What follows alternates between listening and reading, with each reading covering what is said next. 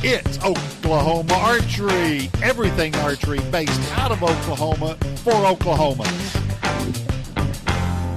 Let's get it started.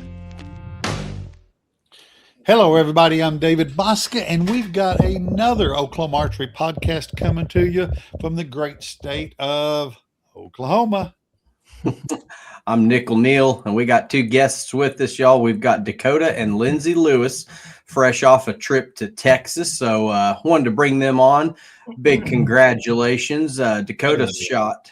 There we go. Come on. Almost got it, Dave. We'll get to it in a couple minutes. There we go. All right. Well, how you guys doing? We're doing good. How are y'all? Hanging out, Good. man.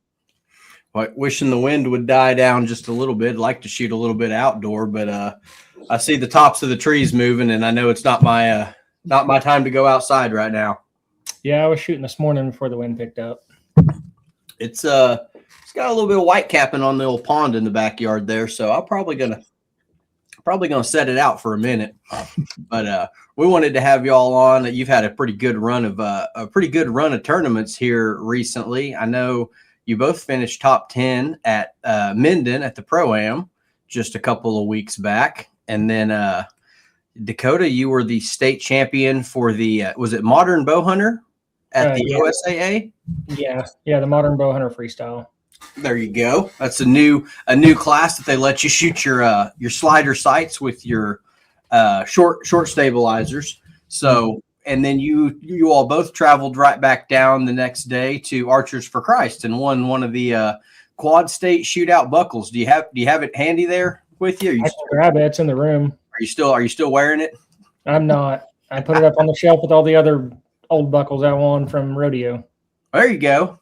Is that the first archery buckle in the collection? It is. There you go. I think you won by like 12 points, man. You put a whooping on them. Yeah, I told Lindsey after I was done, I was like, if I don't win that buckle with 20 up, then whoever beat me deserves it more than I do. Yeah. So let's go back to the OSAA. Was that the first time you shot center 12s at a tournament? Yeah, it was a little different than the regular ASA rounds. I'm used to aiming for the lowers or the uppers, and so it wasn't as easy as I thought it was going to be. It's a little less nerve-wracking, but it does you can get in the groove of aiming high or aiming low, and all of a sudden you're out the bottom, out the top all of a sudden. Yeah, it was kind of a little bit more of a safe play, aiming for the center than it was for the uppers or lowers. Did you feel yourself getting lax in trying to execute your shot because it was just, I've got a gap around the outside now? Yeah, at first I was kind of gunning for the center, and then, as the round went on, usually if I hit high or low, it's only by a couple inches maybe. So I knew if I did hit high or low, I'd still be a 10. It's relaxing to shoot middle. Yeah. You got that much margin of error any direction. Yeah, exactly. So is that a 45-yard max, 40-yard max? The Mark 3D, I think, was a 40-yard max. Okay, so they got you guys a little bit closer than the freestylers. Mm-hmm. There you go. Looked like they had pretty good turnout. Yeah, they I think they had 70-something entries maybe. If I remember right, I think that's what. Yeah, I think I've seen mid-70s. Yeah. I remember 4 or 5 years ago, I won the freestyle Mark 3D, and it was because I was the only one in the class. They had an ASA that weekend at I think it was Ty Dameron's place, and that's where everybody was. And I was like looking around, like, where the heck's everybody at? So it's definitely been growing in the past couple years. I shot with Dan and Kyle Anderson, and then Rick, I think his name was, and they're all pretty good shooters. So I had some pretty good arrows to aim at. Rick Gilly. Yeah. Yep. Rick's been a good friend my whole life. I've known him since I was just a little fella. Yeah, that's the first time I actually shot with all of them, and which I never met Rick before, but they're all pretty good shots. So they made it pretty easy on me. Rick has forgotten more about archery than I will ever know. I mean, he's a wealth of information. You can pick his brain on anything from bows, arrows, releases, setups, tuning, shot execution. He's done it at a high level for a long time. We need to wrestle him into. We tried to get him on the podcast last time. I think he'd gotten second at the first Pro-Am, and I think we tried to get him on. He goes, wait till I win one. He won one, and then he got second at it. Yeah, I think he's got second, first, and second this year in his at the 3 Pro-Ams. I'm not 100% sure on that, but he'll load up. He'll drive all the way there by himself. I don't blame him. Sometimes it's more peaceful that way. What are you trying to say? Don't look over your shoulder there. It's not her. This podcast is fixing to get good. It's not her. It's the kids that come along that make it a little frustrating sometimes. Yeah, good catch, buddy. Good. Thanks, I appreciate it. They're a couple years away from Junior Eagle. They'll be shooting before you know it, and then you'll have your hands full again. Oh yeah, Riker was shooting a little bow last night, and he was actually not doing bad, really. So is this you all's first or second year shooting competition? You're pretty new to the scene. Yeah, this is our I guess it's our first year having the ASA numbers. And but last year we went to some fun rounds, and then last winter we shot Bryn's indoor Vegas rounds, and then we decided to get our ASA numbers, and I think we've pretty much hit most of them. So it's a weekly Vegas. Yep. There you go. I know you've been at just about all the ASAs, so you've got pretty much perfect attendance, and it's good to see not only the 145 class, but the women's pins 30 class is absolutely it's going to be a good race this year. Both of those classes are very stacked. The women's pins 30, Lindsay and Megan and Julie, they're all really good shooters. So it's good to see your classes that used to not have a bunch of people have a ton of competition in them. I mean, even women's known 40 this year. I mean, I know Shelby's putting, BTA every other week, but it's good to see some of those classes that are like, we're halfway through the year and we've got 5 or 6 or 7 people qualified for shooter of the year already. And it's like, and I don't know of any state that requires more than Oklahoma. Like, I think we're 6 to qualify plus state. And I think that's one of the highest numbers in the nation. But I mean, even midway through, I'm looking at it going, oh man, the buckle build this year is going to be freaking crazy. So, well, I should be able. I've been supporting that with the mulligans on the team shoot. So, yeah, I was going to say Dakota is your team shoot champion of the year. For he has been there shooting against the freestyle, the guys with the long bars and lenses all year, and hanging with them pretty much week in and week out. Just depends on who your partner is. Still haven't got a target yet, but we're getting close. We're getting there. Could have bought half a range by now, but yeah, I could have bought the mulligans. Yeah, I could have bought half a range of targets by now, but what's the fun in that? Well, yeah. We're 8 minutes into this. What do you guys shoot? Tell us about your equipment. I shoot a Matthews Arc 30. We just got the Optum Shrewd Sight landslide rail from XL. Mm-hmm. He pretty much does all my bow stuff. I just shoot. So, what arrows you shooting? Sorry. What arrows? Ultras 23s. Ultra 23s. Okay. And I shoot a Arc 40. I did have the landslide and a old shrew scope on there, but I just put Neil's probably gonna make fun of me for this because he says every time I shoot good, I got to change something on my bow. But I just put an Excel Chief XP on there with a Shrewd Optum scope.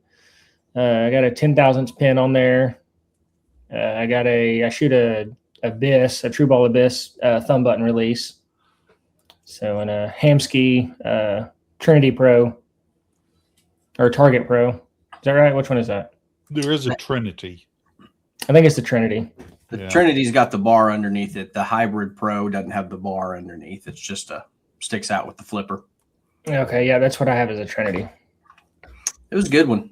They enclosed the ball bearings in there and had some different design, and I think that's pretty much been standard for them since then. All the new ones that are coming out with, they also have the bar underneath there, which I can't shoot those just because it beats up the back of my hand pretty good the way I've got my rest set up. So I shoot the little hybrids without the bar on it. But yeah, I go to shooting a lot, and the back of my hand starts getting an indent in it pretty good. But I switched and got the R7 this year, and I'm really liking it.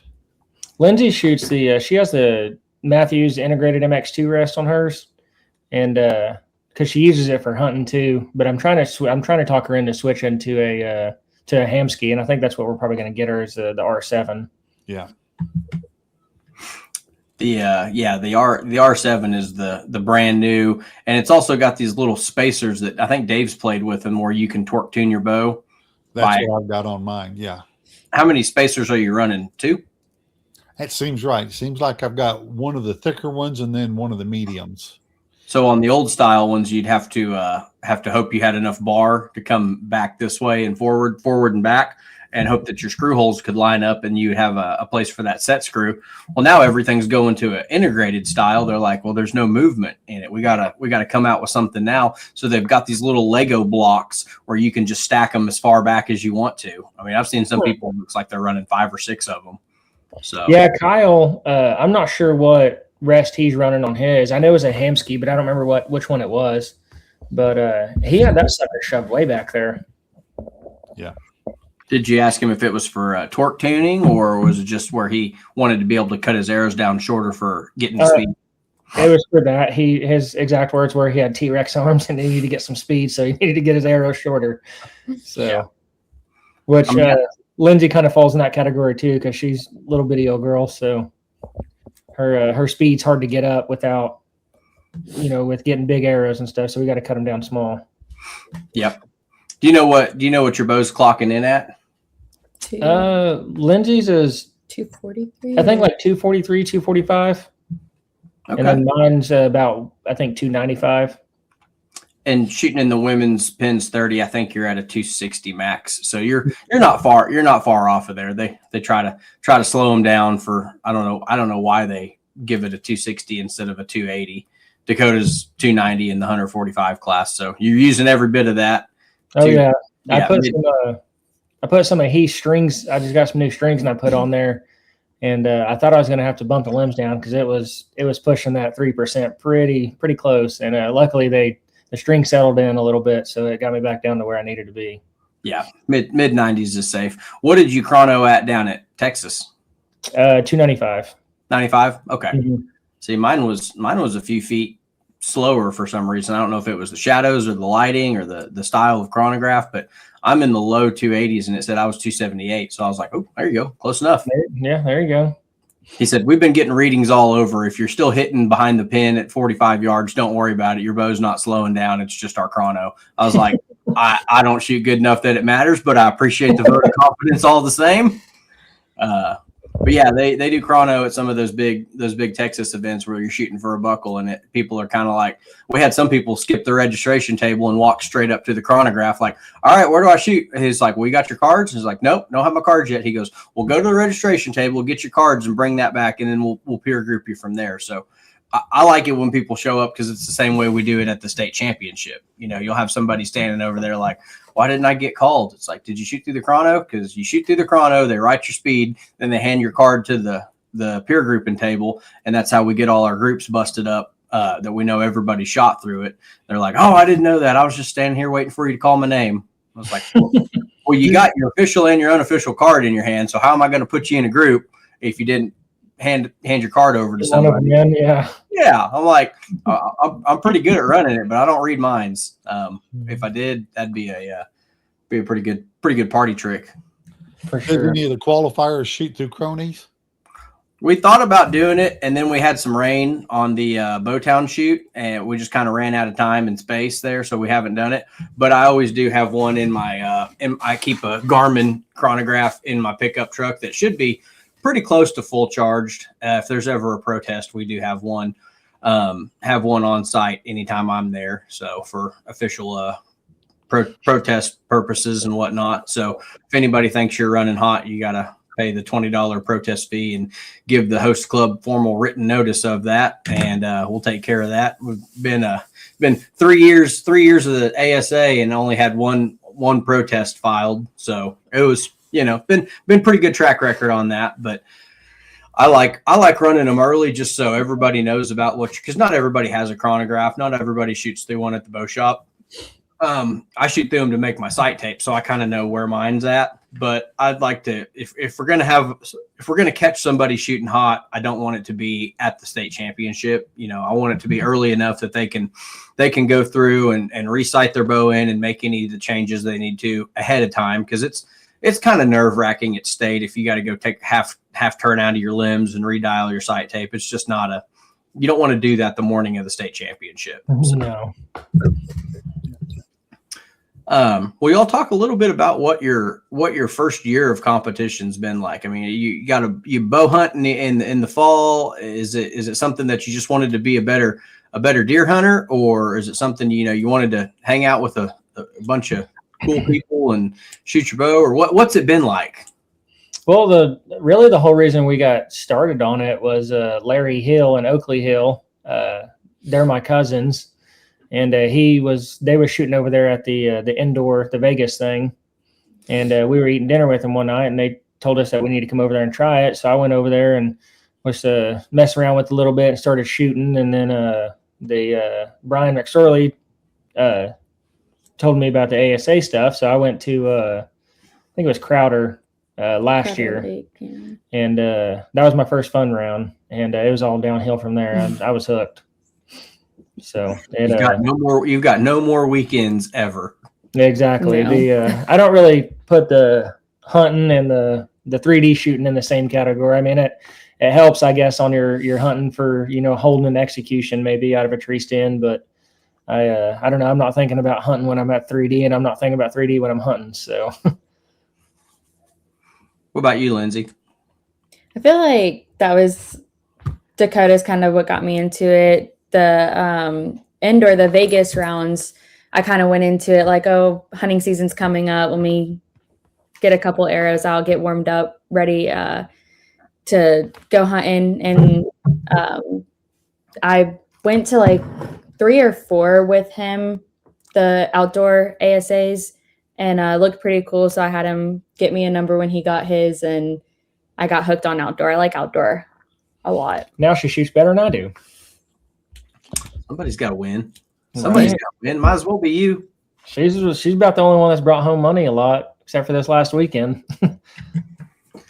Yeah, it's good to get paid out in the form of belt buckles. You can pay your rent with those. You can pay your mortgage with those. They take them at the grocery store and everything else. So I was rodeoing, I always said that I'd rather. A lot of people don't think of it like this, but I'd rather win a belt buckle than I would.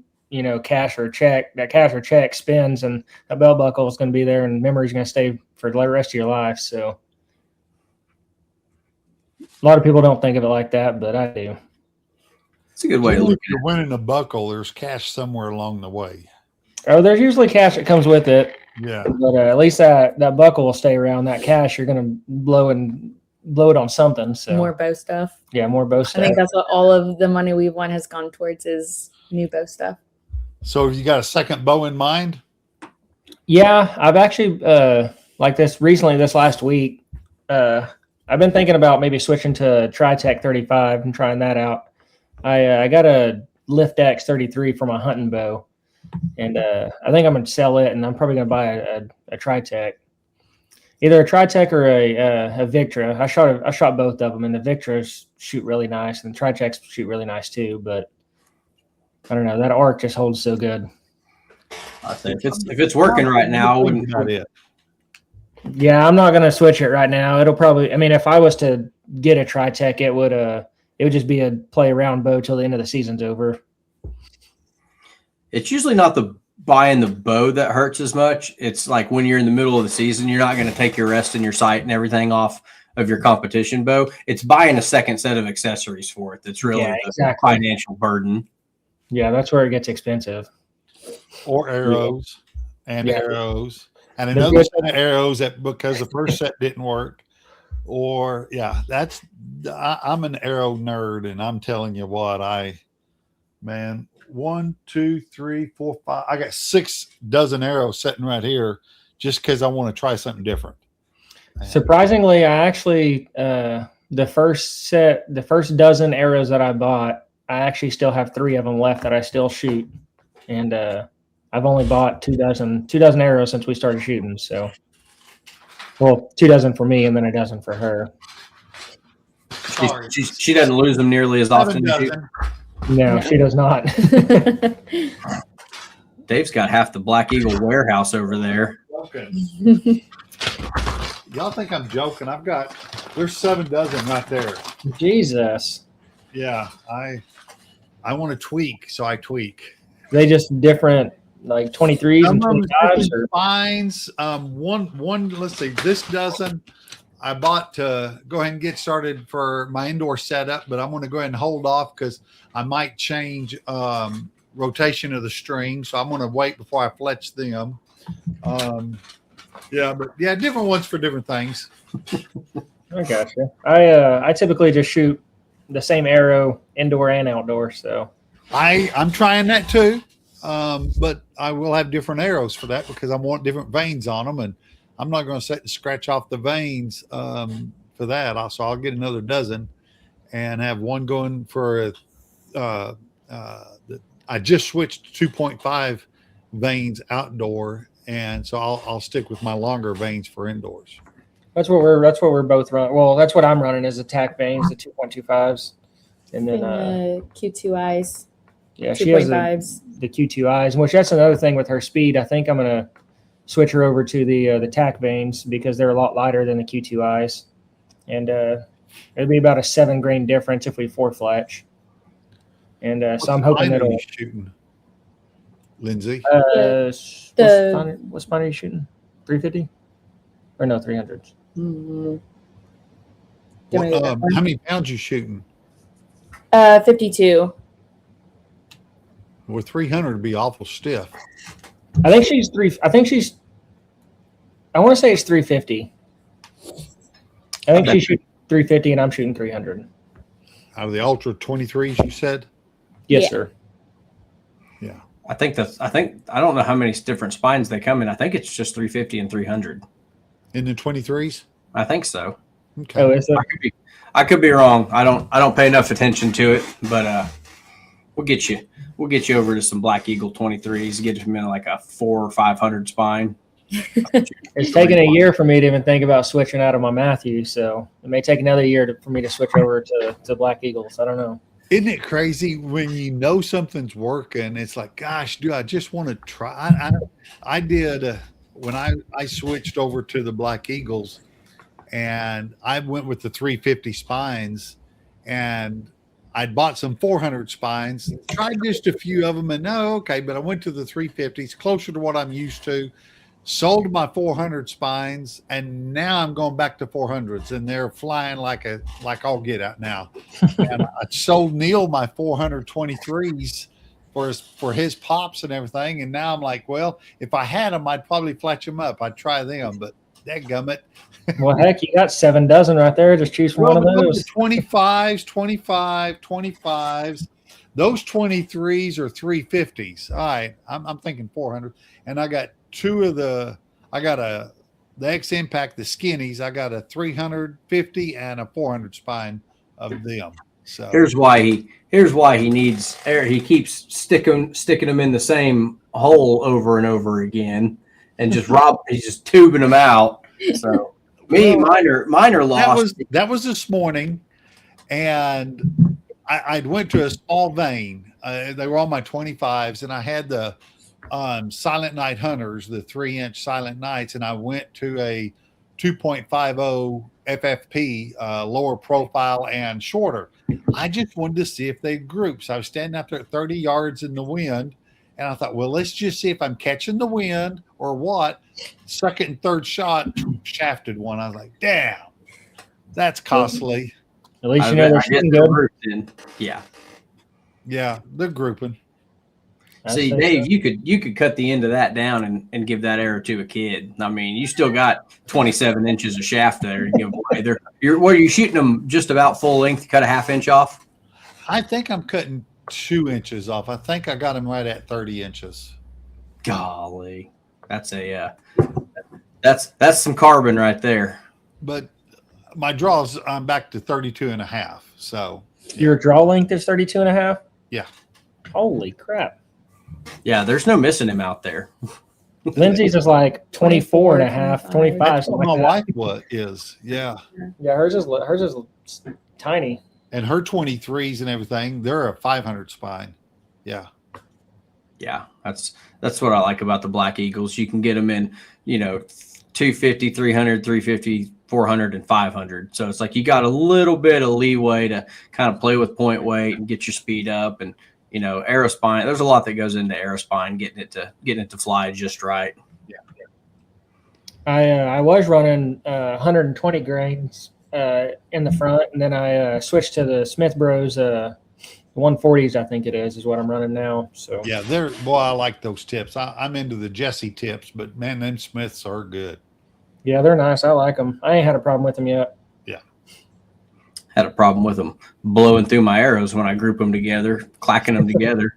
That's about as bad as it gets. But I've pulled one of them out of a javelina where I shot it in the front leg and got into that rebar of it, and you could hear it all the way 40 yards down the lane. And I pulled it out and it was good to go. Like, it still spins good, it still shoots. So they are some seriously durable stuff. I know a lot of the Broadwater tips are the same way. They're just a little bit longer, and the shape's a little bit different, and a little bit different price point, but they're and the weight out in front of the shaft, so that really helps guide it just a little different. Yeah, a little bit of shaft, a little bit of FOC, getting into the technical side of archery. Yeah, and I like mine about 11 to 13%. Seems like when it's dropping, that arrow's dropping flat when it's like that for me. Yeah. I actually, I just figured out what the FOC and all that stuff is this last hunting season. My cousin, I had him build me some arrows, and he's the one that introduced the FOC stuff to me. And you can ask Lindsay after he introduced that to me. I was at home. I was playing with it all day long. I was trying to figure out the perfect way I wanted it. And those that are listening don't know what FOC stands for. It's freeze and cook. I don't know about that one. front of center. Yeah, I think I had one about 14-15%, maybe a little higher on my two hunting setups ago. Had to drop down in spine, had to run 125 grain broadheads and cut that arrow all the way down, and those things would pound. I wasn't building it with the thought that it would be a heavy FOC or heavier normal, because broadheads I'm usually just running 100 grain. Just what I've always ran. That's what I had. I'd set it up and try to get the spine right. But drop down to a heavier spine, cut a little bit extra off, and ran an extra 25 in the nose. And I could see a noticeable difference in what they were doing 40 and 50 yards. Not so much at 20 yards, but once we got out to distance, they were really grouping a lot better. So anytime I'm telling people to, they're building skinny arrows and they want it to be fast, I was like, man, throw you 140, 150, 160 in the nose of it and just see what it does. And had some pretty good luck with it myself. So yeah, Lindsay, this last hunting season, I built her some Easton 5.0s, and I think her FOC was sitting at I think it was 17%. Oh yeah. And she was running 100 grain broadhead in the front, and we was curious on how it was going to work out for her if she shot a pig or a deer. And just so happened some pigs came in, and there's two of them just lined up perfect. And she smoked both of them, blew through the first one, and perfect shot on the second one, killed both of them. So I'd say the FOC on hers was pretty good for her draw weight and length and everything. I one time was playing with the back end. I was trying. The more weight you put in the back of an arrow, it stiffens it. It's just the opposite, where if you add weight to the front of an arrow, it weakens it. But in the back end, it works the opposite. And I had a really lightweight arrow, and I was trying to stiffen it. So I was clipping off solder and I would get the exact grain, and then I'd melt it, and I'd get it into I'd get it all into the butt cap of an arrow for a nock, and then I'd heat it up and it'd melt. Well, so I thought, okay, let's go and shoot this. Let's see what it's doing. The first shot I did, it shot and it hit that target, and I heard something. I was like, well, that was weird. And what it did, it hit that target, that solder came loose, and it went right up that shaft like it was a barrel, and went whoop, and it knocked the tip straight out, and I lost my tip. So after that, I had to then weigh hot glue and glue the solder and then glue hot glue in on top of it for that testing. My ultimate response was, that's too damn much work. Yeah, that's a little over my pay grade there. Yeah, it was too much work to see if something worked. I can come across it much easier than doing that. At a certain point, you're going to have diminishing returns. So when your tinker to shoot ratio gets more tilted to tinkering than shooting. So yes, yeah, that's kind of what I tell people. It's like, look, you can buy all the gizmos and gadgets in the world, but you can't buy it executing a good shot. That's the end of the day. You got to hold it in there, break a clean one, and follow through and watch it land. Yep.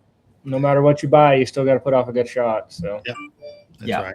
You can all the buying stuff in the world can't buy you the 6 inches between your two ears. So that's it's a hard lesson to learn for people that are just getting started for it, because they see people with all the lenses and long bars and clarifiers and verifiers and $700 sights and all the different arrows, and it's like, yeah, we can get beat by anybody that has a good day. Just 20 good shots and you're second, third, fourth place, just like that.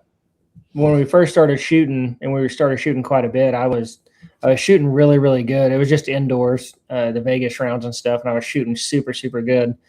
And then of course I started overthinking it and trying to get into it too much, and started struggling pretty bad. And then the first ASA season, I was struggling pretty bad on the holding and the anchor and all that stuff. And I went and seen Dan and Sean up at Oakeyland, and between them two, they pretty much just told me, quit thinking about it and just shoot your bow.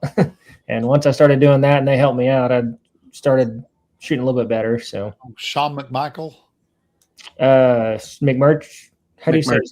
Yeah, McMurch. Yeah. Okay. Okay. Yeah. I say the other Sean just left my place. Yeah. Oh yeah. Yeah. So talking about your old indoor setup, we went in January on New Year's to the Tom Thomas Memorial. And I think you'd only dropped 2 or 3 points that whole time. And I was like, whatever you do, just leave your bow just like it is. And I didn't. And that's not the way it happened, is it? I did not leave it. I don't remember what I messed with, but I messed with something. And I'm pretty sure at next shoot I texted Dylan. I was like, I should have listened to you. Yeah. I think it was new strings or something. So you'd had something you were getting ready to change. I don't know if it was release or rest or strings or something. New Big Daddy strings. Yeah, I think I was putting new strings on there is what it was. And then you just put midway through the season. Was that the same bow? You just put different strings on it? No, it's a different bow. Bow.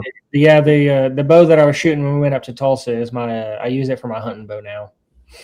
There you go. Yeah. So get it dialed in and hang it up. Mm-hmm. Were you shooting line busters out of that, or did you shoot that score with skinny arrows? No, I was using the 23s on that. There you go. And I was shooting.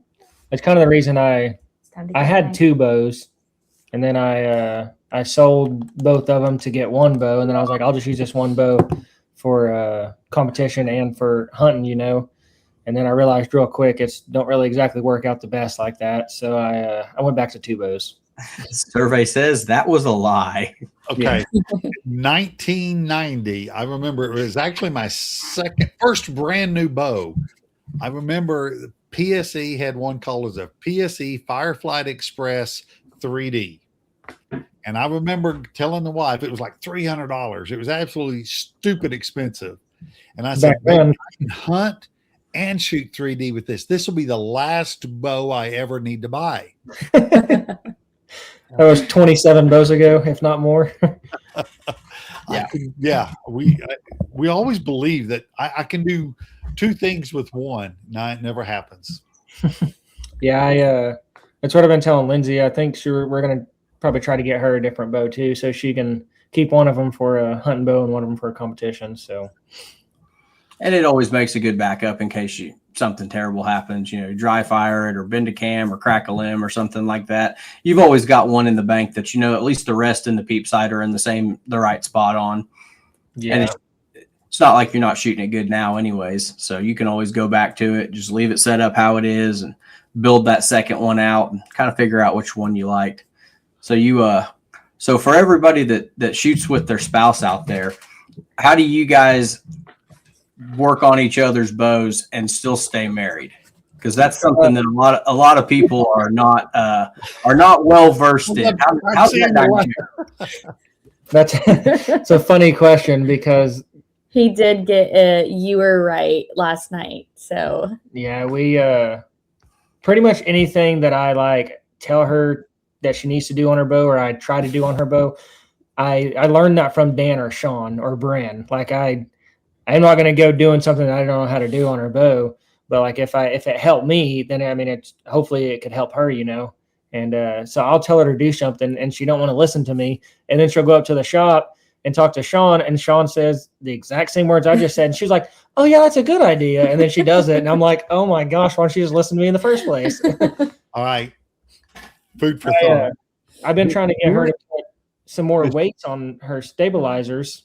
Sorry, David. I was just say, do it, change it, and don't say a word, and go, "You're sure shooting good today."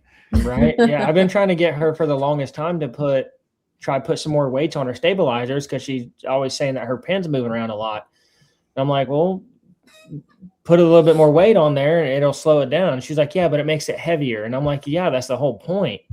And last night, put some more weight on there, and literally 3 shots later, she was like, oh, this is way better. And I'm like, I've been trying for months to get you to do this. How much did you add to your bar? What were you at before, and how much did you add? The Shrewd, whatever comes on the Shrewd hunting stabilizers. I have a 15-inch on the front and a 10-inch on the back, and I just have them stock what they come with. And then last night he did. When we added it, she was running about I think it came out to about 4 ounces on the front and about 8 on the back. It's a good start. The final setup. Yes, sir. Yeah. Before that, it was I actually took them off today and weighed them, and I thought the ones that came on the bars was 1 ounce weights, but they were only 1/2 ounce weights. So on the back, she only has 1 ounce that she was shooting with, and we put 7 ounces on there. So you added 7 to the back and 3 to the front. So you added about 10 ounces of weight. Yeah.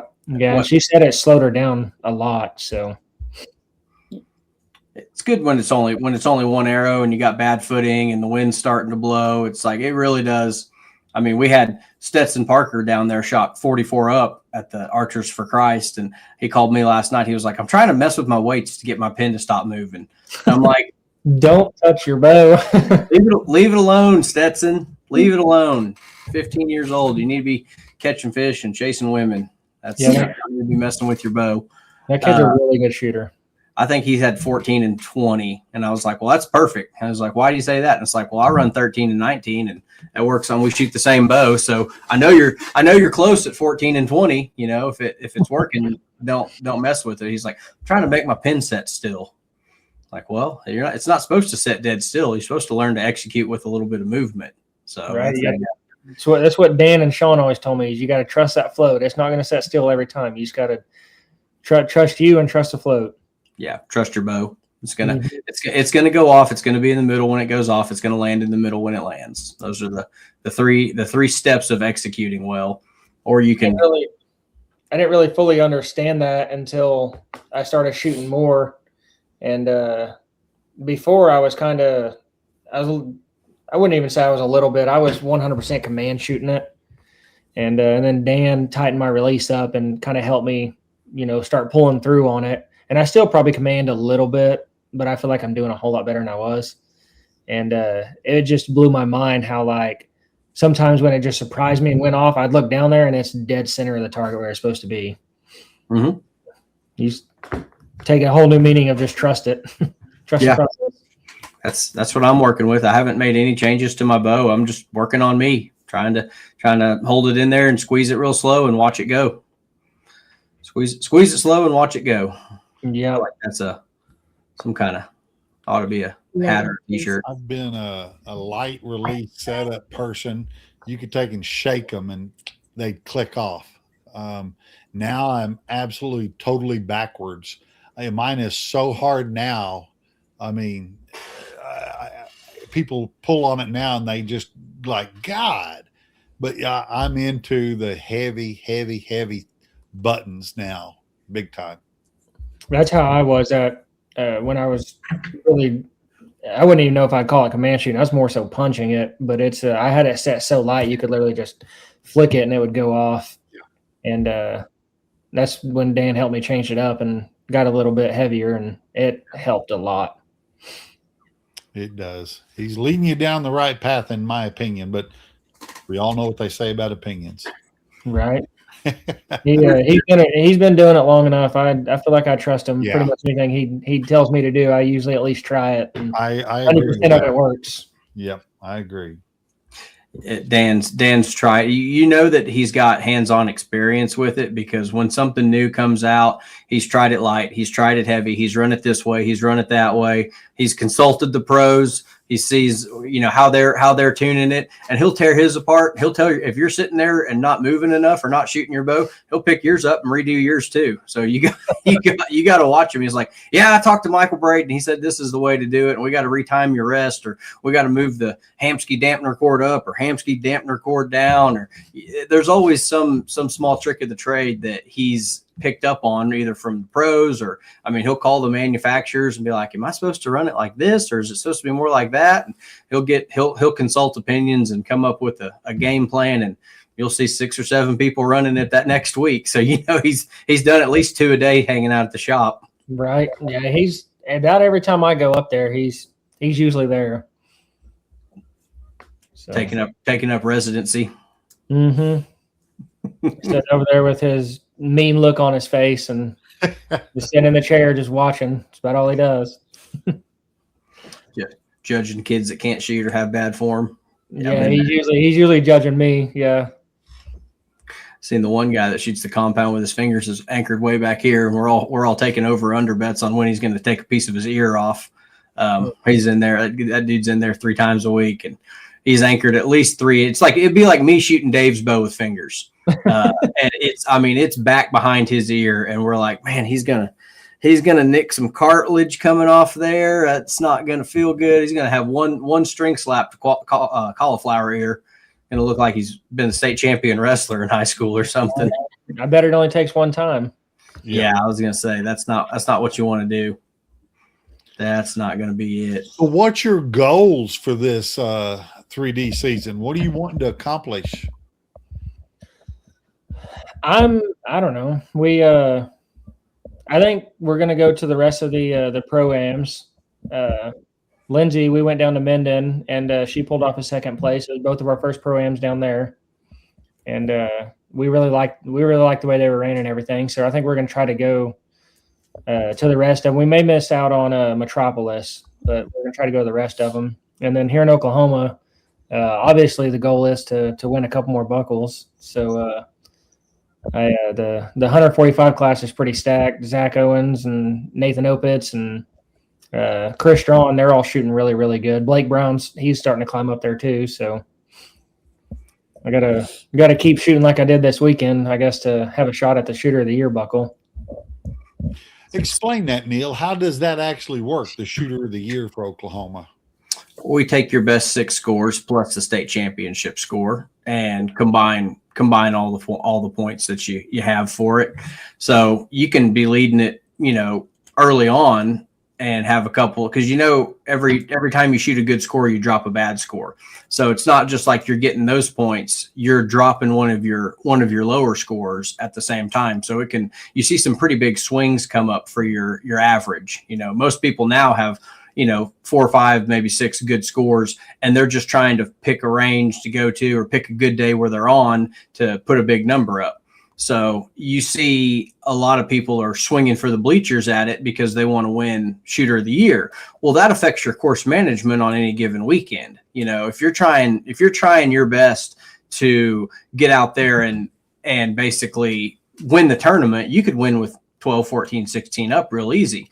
But if you're needing a good shooter of the year score, you're trying to shoot 18, 20, 22, 24 up. So it affects your course management, and you got to make a decision early on today. Like, hey, I'm holding good. I'm seeing them good. I'm hitting them. Let's go. And you might beat, you might win the tournament by 6 or 8 points, and you're getting paid out. You know, you got a good first place and you got your confidence up, but you still didn't put a good enough score up to drop one of your low scores. So it's what are you really trying to do in the course management world? As far as, are you trying to win the tournament? Are you trying to win shooter of the year? What's your, you got to do a little bit of calculating there to figure it out. Me, I'm aiming at every one of them, because I know I got people like Garrett Penley and Jack Shaw, and Braden Bailey had a crazy good weekend down there at Texas. He shot like 36 up, 34, 36 up, something like that, with his brand new 8-power lens and Stack It Peep. He goes, hey, I can see him again. This is awesome. And he, not only could he see him, but he could also hit him. So, he spanked everybody pretty good down there. So I know that in K45, I'm not trying to win, the weekend. I'm trying to win shooter of the year. So it's not a contest to see how many of them you can come close to. It's a contest to see how many of them you can hit. So that's what so it's just my total score is what it is. Yeah. Yeah, I'm going for the biggest number I can. You're going to blow out the bottom. You're going to blow out the top on a few of them. That's just part of the game. But if you shoot enough 12s, you can still win. A lot of people like to shoot the top of them, or, shoot the edge of the 12 ring. If I can see it, I'm aiming at it. Or if I got a reference point for it, that's what I'm going for. I know the bow will do it. I just got to do my part. So it's it's an interesting thing to juggle when it's like, same thing's true at a pro-am. It's like you go to Oklahoma at a qualifier any given weekend, 14 or 16 up might win it. That's a great day. You shot really good that day. If you go to a pro-am, you better be 24 and 26 up on both those days, and you can maybe make the top 5. So you're just out there swinging for the bleachers like it's 3-0 and you're sitting fastball every single target. And that's why the big tournaments are so stressful. That's why state has a lot more pressure in it. It's that, you really can't come back you can come back from a 5 on any given weekend, maybe this just won't be one of my best 6. But once you get out there to the state championship, the 5s and 8s start stacking up, and you got to really have a clean round. You got to hit a lot of 12s and keep the rest in the 10 ring. So I don't know. It's a very high pressure, high leverage situation. I think what you're trying to say is I need to buy more arrows. Yeah. You just need to shoot less nickels, and it'll be good. That's kind of how I was at the first of the year at the ASA season. I was kind of going, running and gunning for the 12s, and trying to figure out where they was and everything. And lately, if I can see them, if they're there, I'll go for them. The longer targets, I usually just try to keep it in the 10. Because obviously we don't have a lens or anything, so we, there's not a whole lot we can pick. We just kind of pick a light spot on the target, or a white spot or something like that. And so lately, if I can see the 12s, I'll go for them. But if not, I'm just maybe aiming for center, and maybe take or add half a yard or a yard or so, and hopefully it floats down or up into the 12s. So you'll adjust your sight and aim center and hope it rises or falls. Yeah, and I didn't start that until just a couple of shoots ago. And if we're being honest, she's the one that kind of got me thinking about it, because she said that she was doing it at a shoot. And so I just kind of started trying it here at the house, and it was working pretty good. So then, I'll try, like if I got one out there at, say 36 yards or so, and I can't see the upper or the lower or anything, but I have a pretty good, spot picked out for the center. And I'll just, depending on which way the target's going, I'll just hold on that spot and take a yard or add a yard or whatever, and call the upper or try to go for the lower.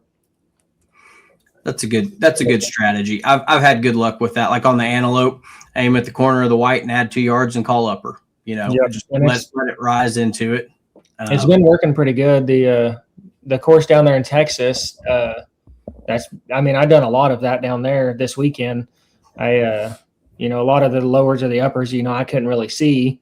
And so I would just aim for, IBO and then let it float down or up. And I think all the 12s I had 12 of them, I think. And about half of them was probably uppers and half of them was lowers. And probably another half of that was me just letting it float down or up by adding or taking a yard. So, yeah, it'll put you in the ballpark. Some of them I got lucky on, and some of them I hit where I was aiming at. So, yeah, it's all good till you got to lead off on that dark target, and it's 35, 40 yards, and you just can't see anything. That's just take your center 10 and walk away. Yeah, there was one target down there that I think it was a black bear, and it was, of course, pushed out to like 40 yards, and I was the first one to shoot it. Couldn't see anything on it. Luckily, there was a tree that was like right next to it that had like a leaf, kind of coming out and hanging over, and that leaf, just the top of it was right there at the 10, the IBO, so that's what I went for.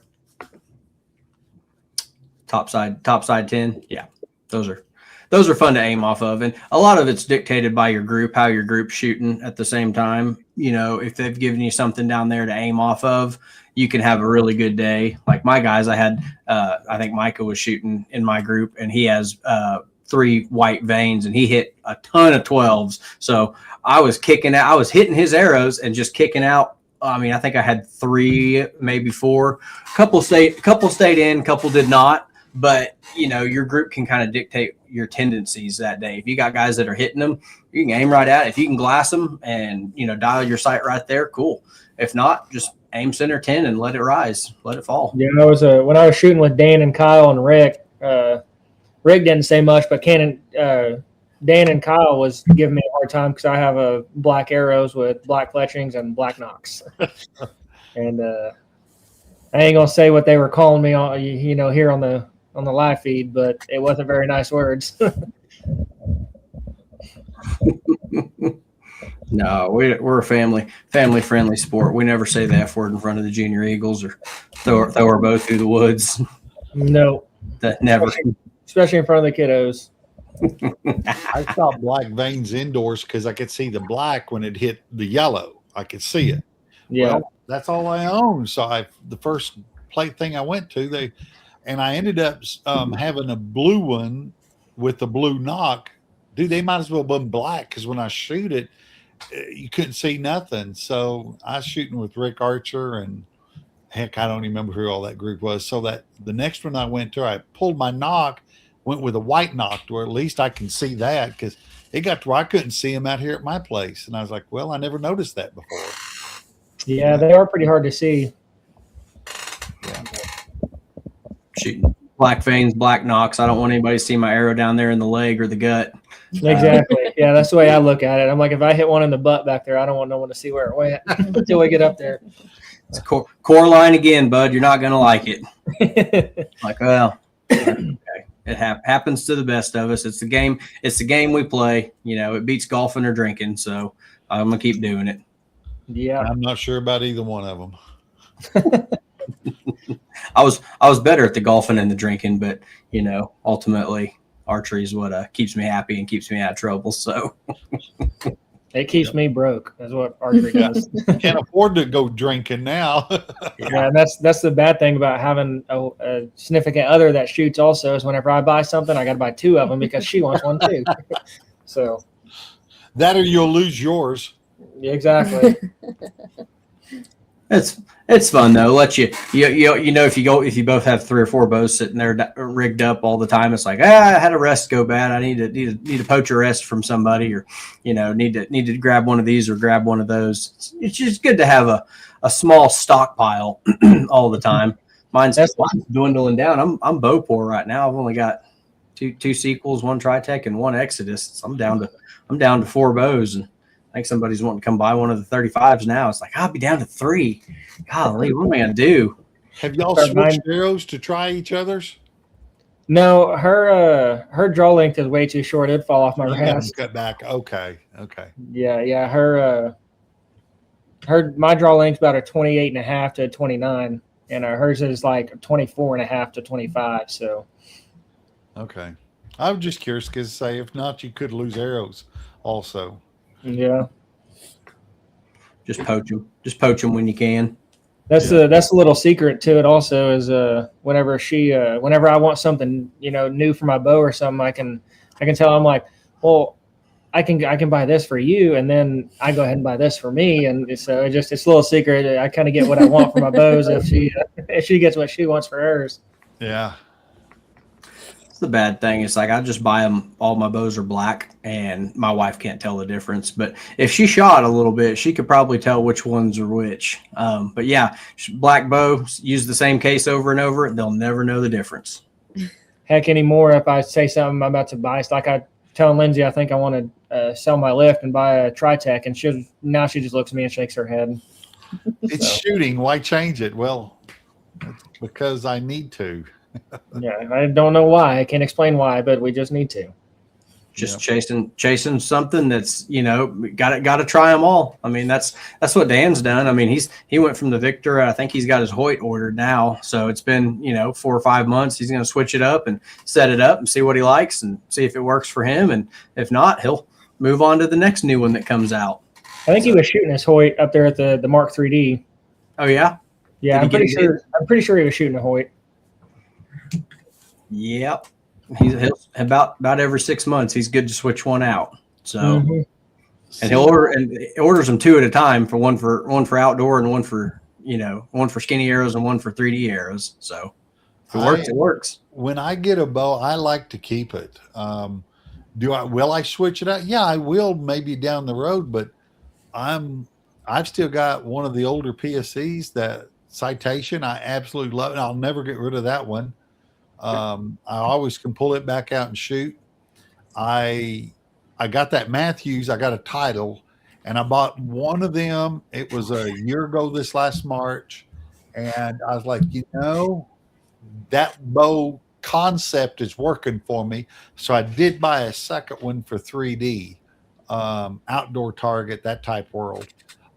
But I'm gonna be honest with you, I can't imagine looking at another bow right now.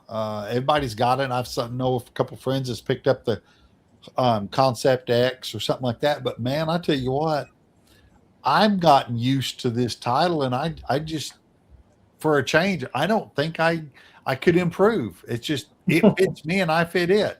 Yeah. That's Lindsay's thing. I feel like she gets emotionally attached to the bows that she shoots. She don't want to change anything on there. So put a lot of thought into my colors. Yeah, she's more of an appearance kind of person. That's the reason she don't want to add. She don't want to add any weights on the stabilizers because it don't look as good. You can get colored weights. You can get your stack and then just dip them in a can of paint, let them hang dry, and roll them right back on there. The landslide that he just put on mine, it's got because I have teal, so I have the shelled fade to black Matthews, and then I have a teal strings and accents, and the landslide has 2 red pins on it. I asked him if we could take them, indicators, and I asked him if we could take them off and spray paint them. Yeah. She was like, "You think I could take that off and get a can of spray paint and just spray paint it?" Or I was like, "Just leave them red. It's not a big deal. Just leave them red." It might work if it's contrasted against. Is it a white sight tape or a black sight tape? The one that we're going to put on there is going to be white. There you go. You can see teal on that pretty well. So she's sitting there. She's getting. See, I told you. Yeah. I know it's the same. All my stuff's purple accented or fuchsia colored, and my strings have faded to where they're pink. And it's well, I guess I'm running a pink and purple bow now. I never set out to do that, but you shoot it outside enough, that sun gets on those servings and kind of bleaches them out just a little bit, wash them out. So it's got the time put in behind it. I haven't missed them. I think I've been. Pink and purple kind of goes with your personality anyway, so something like that. Yeah. Very, very sensitive. Yeah. Well, flashy. Well, y'all, it's been fun talking to you. I hope the rest of your year goes really well for us.